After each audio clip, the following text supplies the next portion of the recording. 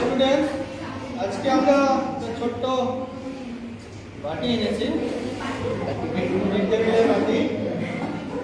তো আঁকা আছে। আমরা এখানে একটা সুন্দর একটা মুভমেন্ট দেখাবো। সুন্দর মুভমেন্ট বলতে আমি একটু পরেই দেখতে পাবে।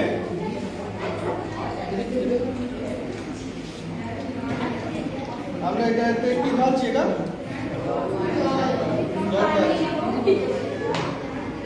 জল ঢালছি। জলটা স্থির হয়ে গেছে, দাঁড়িয়ে গেছে। যেটা নোট ছিল সেটা স্থির হয়ে গেছে। এরপরে পকেট থেকে আমি একটা পুড়িয়া বার করছি।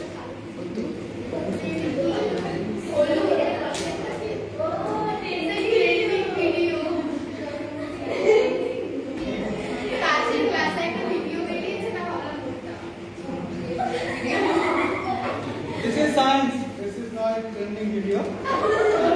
This is only for science. এখানে কিছু পুড়িয়া এখান থেকে দিচ্ছি। এটা আমাদের হোমিওপ্যাথি দানা। হোমিওপ্যাথি দানা খুব অপেক্ষা করছে। এটা কি? এটা কি? আচ্ছা, এটা আমরা জলে দেওয়ার পর এটা আমরা জলে দিচ্ছি। জলে দিলে কি হবে? এটা এটুকু কি লাভ হবে? হ্যাঁ, ডুবে যাবে। তাহলে ভেসে থাকবে, ভুলেও যেতে পারে। তো আমাদের দেখি কি হয়। আমরা সব দেখতে পাবে। এটা ছোট্ট আমাদের জেমস চকলেট। এটা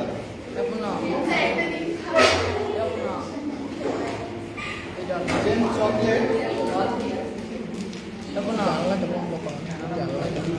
কি বলো?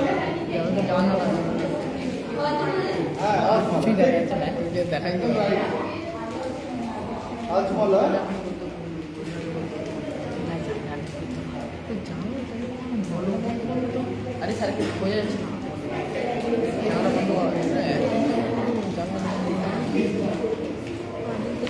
না? বন্ধ বলে দিচ্ছি না, আমি বলে দিচ্ছি যদি বাস্ট হয়ে যায়। যদি বাস্ট হয়ে যায় তুমি আগে পালাবে, আমি একটাই রয়ে যাবো। জিনিসটা কি? তার কপু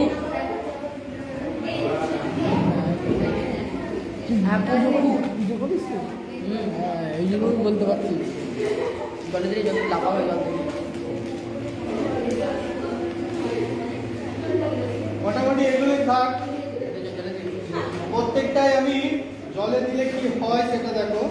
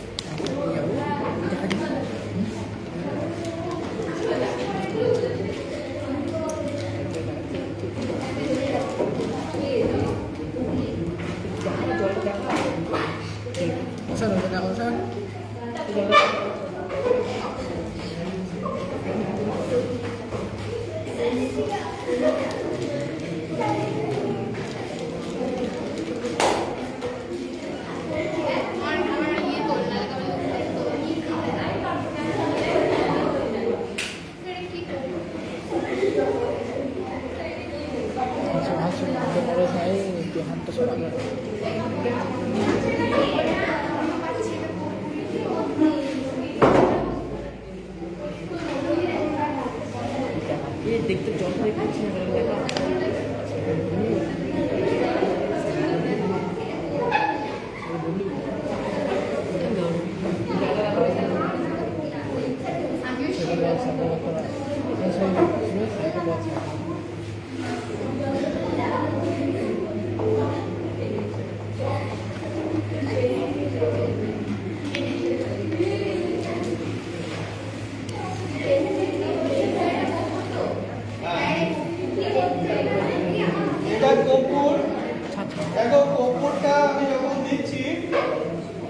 জলের মধ্যে দেখো ঘুরে বেড়াচ্ছে, জলের মধ্যে দেখো ঘুরে বেড়াচ্ছে। কেন ঘুরে বেড়াচ্ছে? এটা তোমার সারফেস টেনশন, কর্পূরের সঙ্গে জলের হালকা খুব সামান্য বিক্রিয়া হয়, খুব সামান্য এটা খুব অল্প দ্রাব্য, জলে খুব অল্প দ্রাব্য, সেই জন্য যেখানে যেখানে জলটা লাগছে সেখানটা একটু ঘুরে বেড়াচ্ছে, জলের মধ্যে ঘুরে বেড়াচ্ছে। খুব পিওর কর্পূর যদি হয় তাহলে আর একটু সুন্দর হতো, যতটা সুন্দর হচ্ছে না যতটা আমি ভাবছিলাম। পিওর কর্পূর যদি হতো তাহলে এটার মধ্যে ছোট্ট অল্প অল্প দ্রাব্য হতো, আর সারফেস টেনশনের কারণে গাগুলো একটু করে ক্ষয়তো, আর গাগুলো একটু করে ক্ষয় হওয়ার পরে তারপরে কি হতো, একটু এক জায়গায় ক্ষয়, এক জায়গায় একটু প্লেন, আবার একটু ক্ষয়ে যেত। তার ফলে কি হয় না, ওটার মধ্যে সারফেস টেনশনটা কাজ করে এবং এটা ঘুরে বেড়ায়, ঘুরে বেড়ায়। সেই জন্য আমরা এখানের মধ্যে এই যে অল্প, এটা খুব একটা পিওর কর্পূর নয়, পিওর কর্পূর হলে আরো বেশি ঘুরে বেড়াতো, আরো পিওর যদি কর্পূর হতো। তো এটার মধ্যে কিছু মিক্সড আছে, সেই জন্য এতটা ভালো আমরা দেখতে পাচ্ছি না। পিওর কর্পূর যদি হতো তাহলে তুমি দেখবে বাড়িতে পিওর কর্পূর জলে দিয়ে দেখবে কর্পূরটা জলের মধ্যে ঘুরে বেড়াচ্ছে। তা এইটা হচ্ছে মেনলি সারফেস টেনশন, পৃষ্ঠ টানের কারণে আমাদের এটা ঘুরে বেড়ায়। তো আমরা সেটাই দেখলাম এখন, যে পৃষ্ঠ টানের কারণে কর্পূরটা ঘুরে বেড়ানো। এটা দেখলাম। বাড়িতে যদি কর্পূরটা থাকে তাহলে তোমরা নিচে করে দেখবে, দেখার পর আমাকে বলবে বা ছোট ভিডিও করে আমাকে পাঠাবে। জয় বিজ্ঞান।